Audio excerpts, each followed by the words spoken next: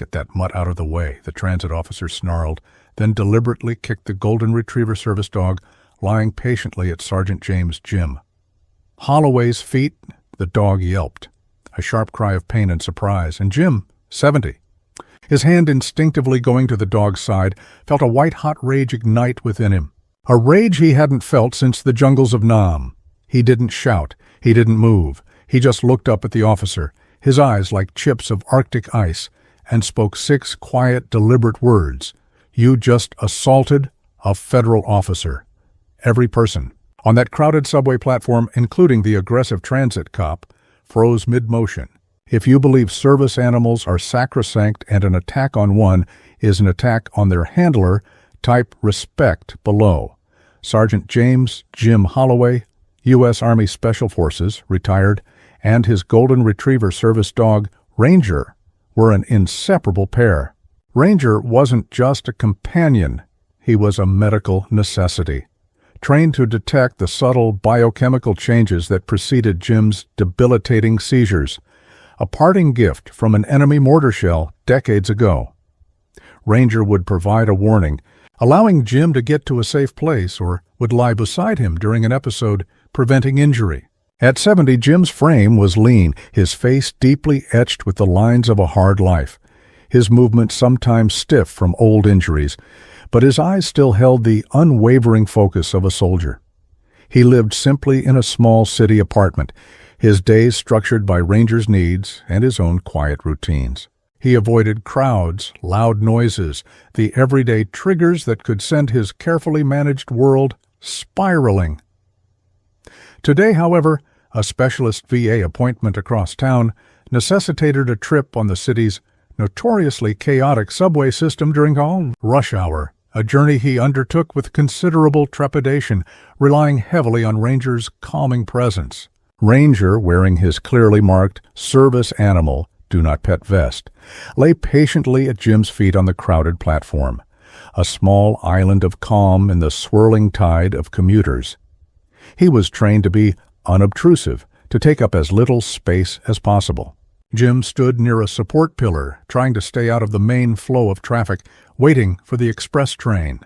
The subway platform was a cacophony of screeching wheels, distorted announcements, and the hurried footsteps of thousands of commuters.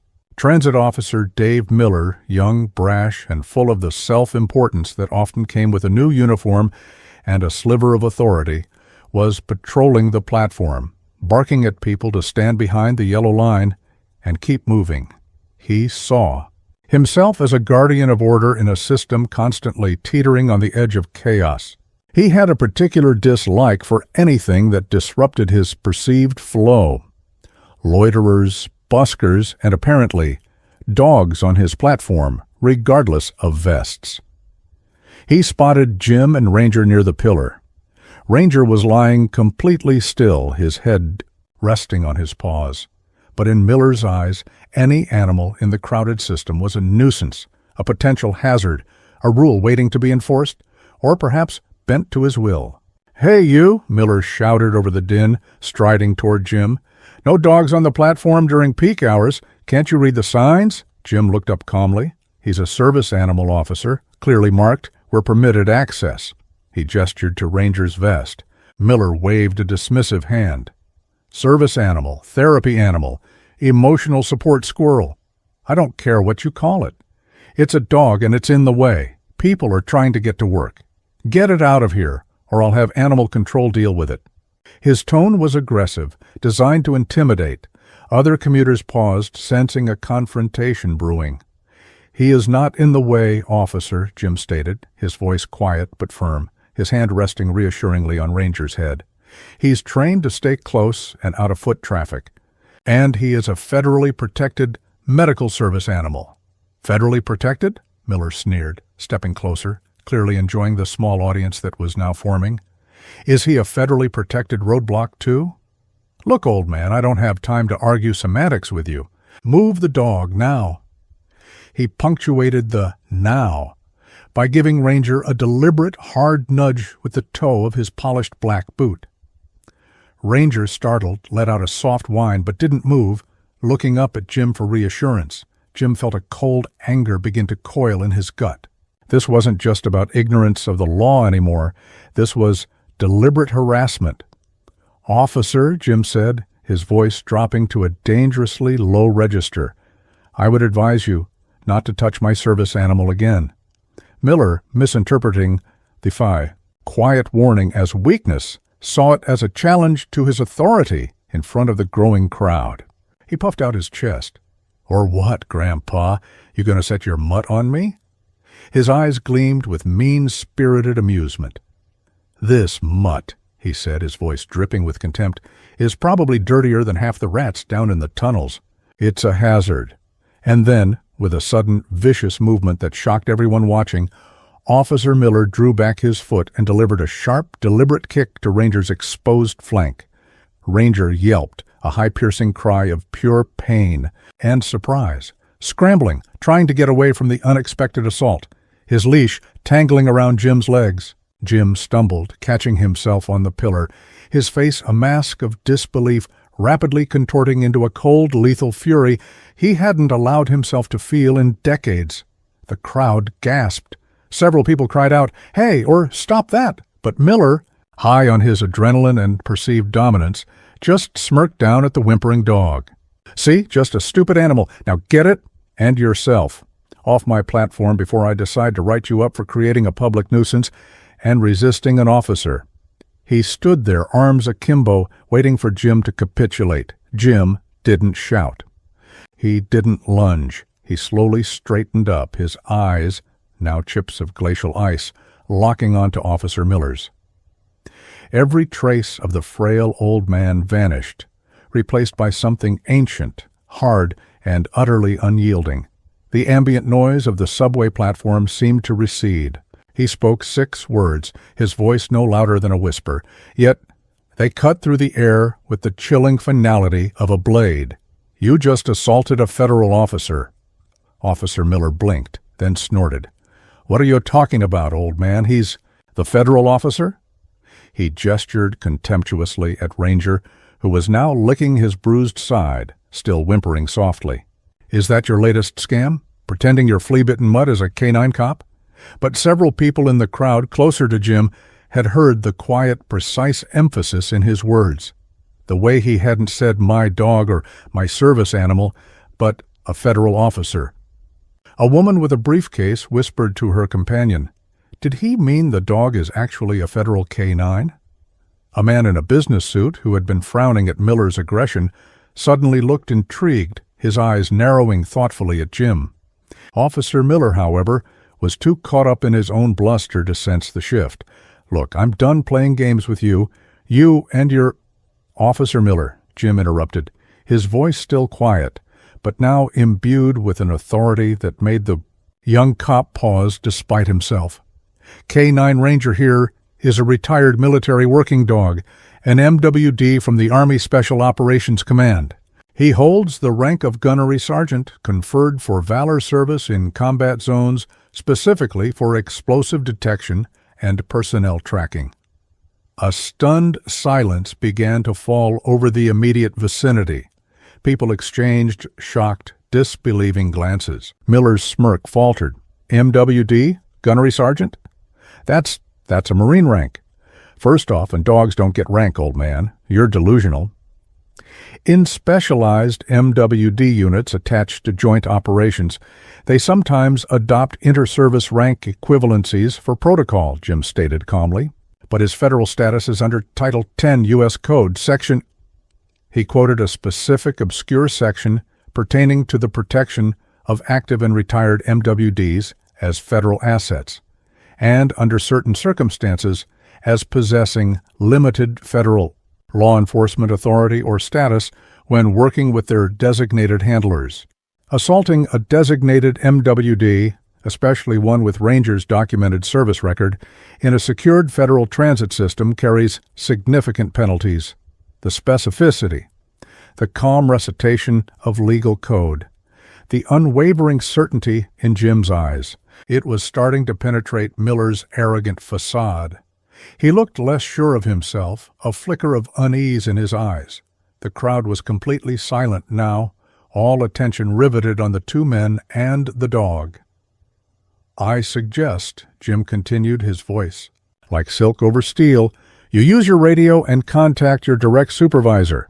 Inform them of this incident, and then I suggest you contact the Department of Homeland Security Federal Protective Service liaison for this transit authority.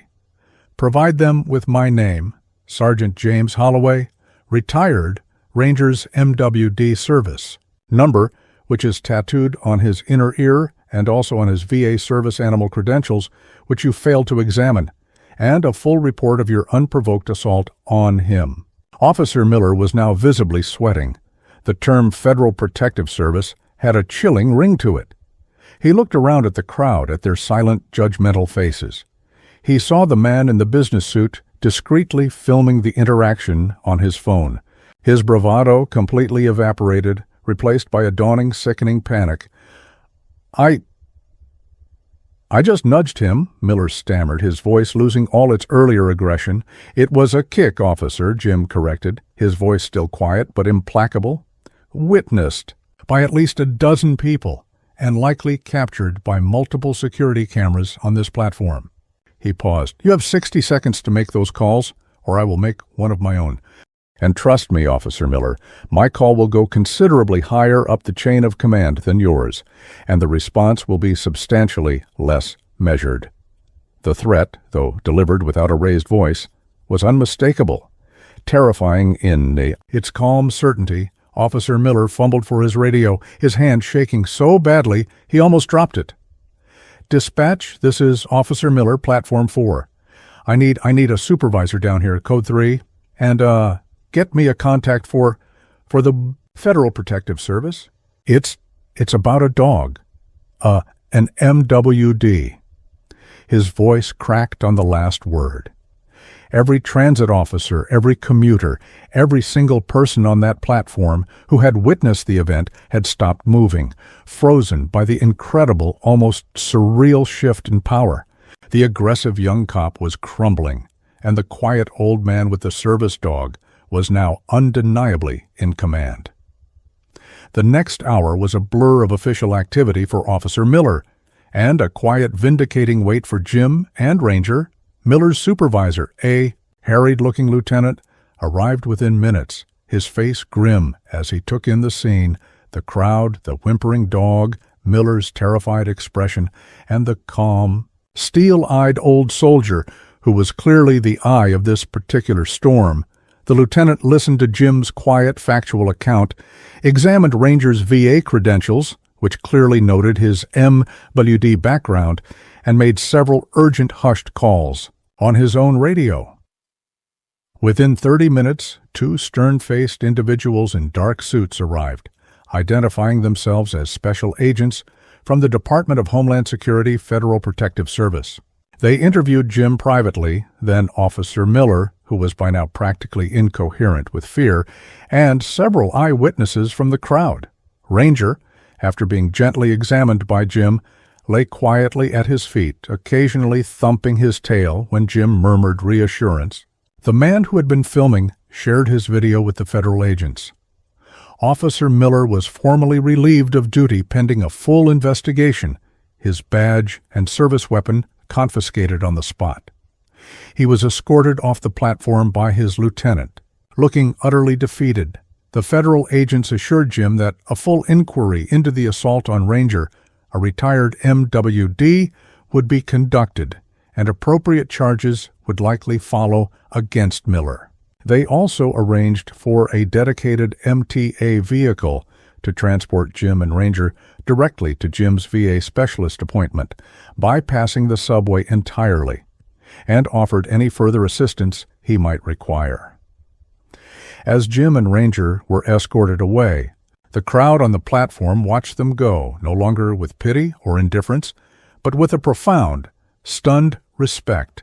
The story of the transit cop who kicked a service dog, only to discover he'd assaulted a highly decorated federal officer and incurred the wrath of DHS, spread like wildfire through the MTA system and then to local news blogs.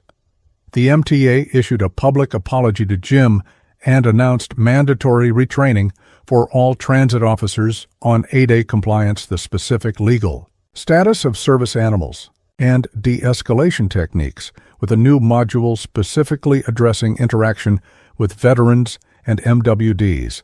Jim Holloway continued his quiet life, but Ranger walked a little taller, perhaps knowing his service and his handlers quiet but unshakable.